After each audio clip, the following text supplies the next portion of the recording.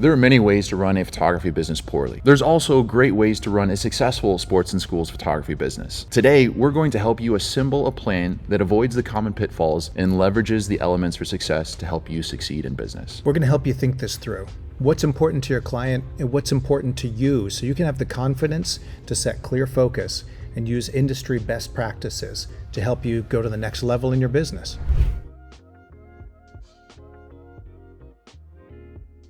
My name is David Drum, and this is Shawn Cantrell. We're both from H&H Color Lab, and between the two of us, we have almost 50 years of experience in the school sports and events business. And in our business, where we found ourselves after years of working with our customers, is that there's really three pillars of our business. There is the product manufacturing, which of course everyone would expect from us being a lab. Mm-hmm. The second is the software and technology, which really we started to get into because our customers asked us for help. Right. They said, would you please help me compete against the large vertically integrated companies? And so we went to work and adding the technology that would give them the resources of a large company without having to develop it themselves. Absolutely. And things like workflow and data management and marketing and sales solutions. And then the third piece that I think is what makes us especially unique in our opportunity, not just that we cover both the lab fulfillment and the software and technology, is this idea of community and education. Absolutely. And really that started from these conversations with customers, with our medium and larger size customers, and just saying, what's important to you in your market right now? What do you need in order to compete and go out there and get the business? And we want to help in that area. And it really started with informal conversations of photographers wanting to get together, and we facilitated that. But now that's developed into more formal groups like Summit and Peak and a lot more formal education. The focus is one thing: help independent businesses grow, not having to learn everything for themselves, but be able to learn from a community of like-minded, similar businesses that are in a similar stage of their growth that can help each other. Yeah, and by focusing on these three pillars, it gives us the perspective and being able to support that entire business model in order to help those studios. And when we do that, what we're doing is we're watching the national trends, what's happening in the world right now, what are those national and regional competitors up to, and how can we make sure we're staying competitive with them? What is your local competition doing in your market? And what are your 3-year business goals for your business? And those 3-year business goals are so important because people are at a different stage in their business and different things are happening in their families and in what opportunities are in the local market. So an example of a studio that has a unique set of goals is one of our customers who really focuses on school photography, but they also have to fulfill the sports for the schools to keep the school happy. So where their profits are is in the underclass school photography. And really the sports, they just want to have an efficient system. They don't want to maximize sales. Well, they want to get as many sales as they can get, but that's not the main focus. The main focus is to be able to staff it and deliver on that promise to photograph the sports while they really maximize the profitability of underclass photography. So their set of goals for this next few years is going to be very different than another studio with a different set of goals. Yeah, so like remember that sports photographer that we were working with where their bread and butter is in team and individual high school sports. Yes. That's where the varsity sports. They've really established their business in the sports area. But as they're looking to diversify their opportunities, they're looking to how can I get into the school photography market by following best practices without disrupting the attention and focus I need to give my sports customers. So we think it's super important in our conversations in the industry as we're talking to peers, as we're talking to partners, to have that kind of focus, bring that kind of clarity for where you are in your business right now and what's important to you for this next few years. Yeah. So in the next section of our conversation, I'd like to talk about some examples of what are some good ideas that, if not executed well, could lead to some common pitfalls and why that's happening. Right. If you don't have clarity about what your goals are and what your local environment and opportunity is, then you can pursue a really good goal and do it in a way that's actually harmful to your business. So we want to talk about that. So an example of this, one good idea may be, please make the angry parent phone calls stop, right? That's a great goal. It's a good idea to have. But one common pitfall way of solving that problem is setting those gallery sales to a gallery sale without a deadline. And the reason why that could be a bad idea is it leads to lower sales with no urgency to buy. Another good idea is to measure your sales goals. A common pitfall when you're talking to other photographers, let's be honest about this, is bragging about your average sale. Because what that can lead to is really misleading information. If your average sale is high, but the number of buyers is low, and your profitability is low, then it isn't such a good business decision to adopt that thing that you're trying. So we want to open up that conversation to a better way of talking about sales and profitability. And one more example is dealing with the reality that many times coaches don't pass out flyers. So one idea may be to switch your sales from a prepay first method to a proof gallery. And that may be not the best solution, because sometimes if you know that you have a good sales method, then let's deal with the communication problem that is, not the sales problem that you think it is. So as we're thinking through our goals, they typically divide into a few different categories. So starting with what's important to you the next few years, then trying to avoid those pitfalls, the next step is to just break down what are those categories of goals that we typically hear from photographers. Things like having great capabilities, maximizing sales, increasing profitability, reducing the customer service labors and inquiry, minimizing post-production, and maximizing fulfillment. So we're going to get into that the next few minutes, break down each one of those into some categories so we can talk about them separately. So one of the areas, Shawn, that we've heard from customers that they're really focused on is really expanding their capabilities. Things like background knockout, product personalization, the way that they deliver the products to home. What that does is it really engages the school or the sports organization with solving the problems of that organization, also making it convenient for parents. So one of the major categories of goals is, how do I have enough capabilities as an independent local photographer to compete against the large vertically integrated companies and maybe some other local photographers that are bringing solutions to the organizations? So another common goal that we have conversations with customers about is maximizing sales. For sure. And so what we're talking about there is, how can you reach the maximum number of people and provide the confidence in what you're offering to them? Yeah, that's so important, isn't it? Because people want clarity. What is it? A confused mind says no, right?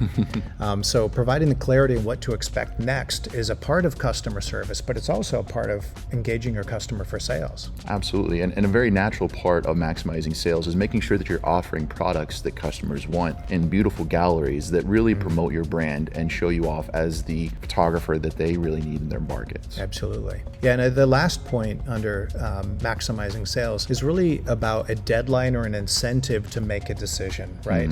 If you know you can go back next week, then why even take the time today? Parents are busy. Yeah. So they're going to wait until you give them a deadline to make a purchase. Yeah, you need to give them a reason to buy now. Yes. Absolutely. Yes. The next category of goals that we hear from customers is increasing profitability. After all, what's the point of doing this if we're not making an honorable profit? And some ways of breaking that down into the pieces that we're hearing is increasing sales without increasing labor. Who doesn't want to do that, right? Another one is maintaining your sales while improving the process. And there are going to be different stages in your business that you're going to realize that you've got as much business as you want. And you really just need to focus on refining your processes so that you can perform better at that level of sales and volume so that you're ready to grow to the next level in a healthy way. And a very natural third area in increasing profitability that we have conversations about all the time is, how can I reduce my costs in my business, cost of goods? It's a very natural conversation for someone to talk with us about what it looks like when they're looking for a new lab or a new software solution provider on how they can reduce those costs. That's right. And that's actually a conversation that we would love to see more studios become more knowledgeable about. What is their cost of goods? Do you know the answer to that question? And really know how that divides up into your software services, how it divides up into your products, and then engage the people you have relationships with your lab, with your software company, with us on both those topics, to be able to have an open conversation to explore how to do better on that topic. Absolutely. You know, David, another great goal that we have conversations about right now is reducing customer service labor and inquiries. Absolutely. Yeah, and so one of the key areas that you can really improve your opportunities with reaching this goal is to maximize how many customers you can actually communicate with by reaching them on multiple communication channels and shifting the conversation from buy into more of a helpful expert and saying, okay, now that you've finished your ordering, here's what you should expect next on when you should receive your pictures and how you should come to picture day prepared. Yeah, what I love about that, Shawn, is studios that are really organized and plan for the next season by learning from what's happening this season. Yeah. Is they'll write down as their season is going on what kinds of questions are coming in at the different times relative to picture day. And so they're able to put together a best practices of proactive communication that says, as you said, picture days happened. Now what is it that parents need to know so they know ahead of time. We don't have to wait for them to call to answer the question. We can answer it ahead of time. Exactly. And the beautiful thing about keeping track of those things is you're building out that communication plan, that campaign, if you will, with when you need to be sending out those messages. They're telling you when they're getting stuck in those areas. So let's beat them to the punch and be proactive with that communication. Absolutely. That's a powerful idea. Yes, absolutely. And then when someone does call, how can we handle that call with grace and kindness and take care of the problem quickly so that they're happy and they're recommending to their friends and recommending back to the school and help you grow your business? And another popular goal right now is how can we minimize post-production? 100%. Yes, this is a key area that we talk a lot about, right? This revolves around ideas like data match. How am I keeping track of matching these images to this type of information about who each of these players are, students are? How are we getting that data from what they've ordered into the system so that we can print from the appropriate image there? And then there's a lot of technology opportunities right now for picking best pose, removing or finding those bad images, whether it's glass glare or blinks, different areas like that. This is a fun conversation right now. This area, if this is what your focus is right now, then there's going to be a lot of change coming in post-production technology. So that'll be something you will need to stay on top of in the coming months with the technology changing so fast. Absolutely. And we also know that just because that initial order has been placed, it doesn't stop there. So what does the system and what does the post-production look like for those follow-up onesie, twosie orders as they come in over the next weeks and months? While not giving up the great business model up front. Yes. So that you're not moving people next year from the initial sale to a second sale and spreading your cash flow out. That's another topic for another day. Indeed.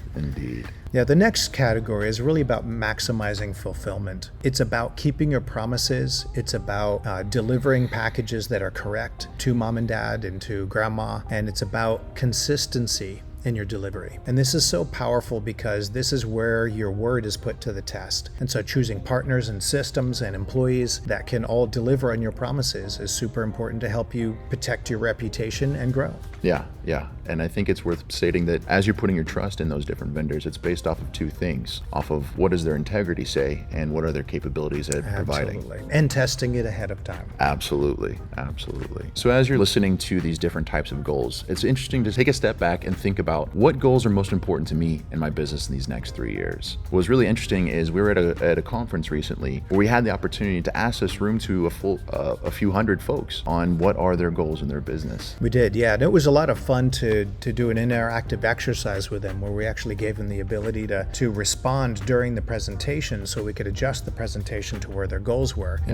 But we always started the conversation with what kind of photography are you doing? That's so important. It is, because I think so many times we jump to the solutions without talking about the context of the problem. And the first context is, what kind of photography do you photograph? Is it league sports? Because that's different than school sports. And the solutions needed for school sports are different than dance studios, aren't they? I mean, dance studios are some of the most complex photography sessions you're ever going to do for data match. And that's different than preschool. And so when we talk about sales solutions and workflow solutions, they need to be in context for what you're photographing. And so one of the other areas that we ask them a question is what areas do you need to be focused on and be intentional on the way that you want to sell? Because we know it's important that just because you may major in school photography, you may be getting asked opportunities to service those schools with how can I add on sports in order to keep the business there. And so knowing what's important to you will give you better clarity on what options you have in the market to help solve those specific problems without jeopardizing the rest of your business. That's right. Yeah, and especially as we see more and more photography studios do a diversity of types of photography. They're not just doing schools, they're not just doing sports, not just seniors, but can be that community's full service photographer. You may want to stabilize your sports while innovating on your schools, or improving your sports workflow or the personalization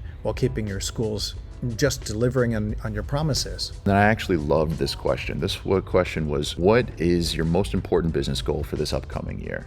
And we're in 2025 now, but if you're watching this video in 26, 27, hey, future you, that's cool. Absolutely.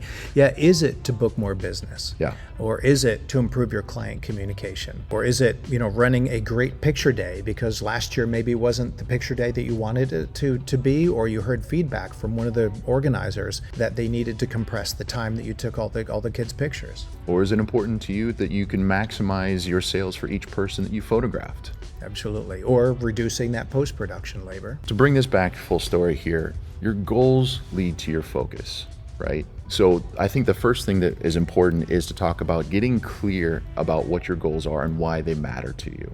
Absolutely. It's having a better conversation with your peers, with friendly competitors or people at a trade show about what your market is like and what your goals are for your business. So in that context, you can have a better conversation and realize that maybe that person who's giving you advice lives a very different life than you. So listening too deeply on their solution might not be the right idea. But then as you're having those conversations, it's going to start formulating some different options for you. So take some time, don't skip the step of exploring what options are there available to solving this particular problem, because typically it's not just going to be solved one particular way. Yeah, what I love about that is when you're intentional about slowing down, you're clear on your goals, and you can put it in context and talk to other people who have done this business before, you slow down for this next step and say, what are all of my options available for reaching that goal? Chances are, if you really look into it, you're going to find there's 6 or 8 ways of solving that same problem. Now you have options. You have a choice on how you can do it for your particular business and your situation. And if you're having better conversations, you're going to have more opportunities to find out, are there some common pitfalls that you can learn from others that you can avoid as you're looking to implement this particular opportunity? Yeah, that's huge. And maybe that's one other thing to talk about is what we really